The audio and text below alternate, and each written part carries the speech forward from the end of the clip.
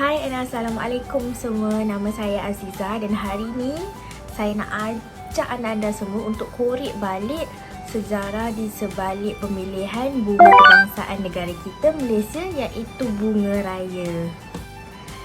Bunga Raya ataupun juga dikenali sebagai bunga sepatu ataupun kembang sepatu ataupun nama saintifik dia adalah Hibiscus rosasinensis, merupakan bunga kebangsaan negara Malaysia. Okey, jadi selepas kemerdekaan, Kementerian Pertanian Tanah Melayu telah diarahkan untuk mencadangkan bunga yang sesuai untuk dijadikan bunga kebangsaan Persekutuan Tanah Melayu. Cari, akhirnya pada akhir tahun 1958, Kementerian Pertanian telah mencadangkan 7 jenis bunga untuk dipilih sebagai bunga kebangsaan Persekutuan Tanah Melayu. Antaranya adalah bunga kenanga, bunga meloh, bunga teratai, bunga mawar, bunga cempaka, bunga tanjung dan juga bunga raya itu sendiri. Akhirnya selepas 2 tahun, pada tanggal 28 hari bulan 7 1960, bunga raya telah diisytiharkan sebagai bunga kebangsaan Tanah Melayu oleh Perdana Menteri kita pada ketika itu, iaitu Tunku Abdul Rahman Putra Al-Haj.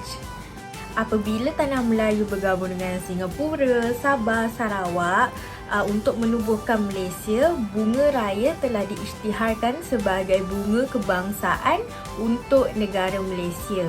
Jadi ketika proses pemilihan bunga kebangsaan, Jabatan Penerangan di Semenanjung Tanah Melayu ada membuat tinjauan ke atas penduduk Tanah Melayu akan bunga apa yang lebih digemari penduduk pada ketika itu. Dan hasil tinjauan mendapati bahawa penduduk Pantai Timur ni lebih suka akan bunga mawar, manakala penduduk Pantai Barat ni dia lebih suka bunga meloh. Jadi kenapa kerajaan tetap pilih bunga raya merah untuk dijadikan bunga kebangsaan? Sedangkan tu bukan pilihan majoriti pun. Ada sebab dia. Sebab yang pertama adalah bunga raya ni terkenal dan juga mudah didapati. Bunga raya ni tak bermusim dan juga mudah ditanam. Bentuk dan warnanya juga menarik, dan pada ketika itu tak ada negara mana-mana pun yang jadikan bunga raya ni sebagai bunga kebangsaan negara mereka.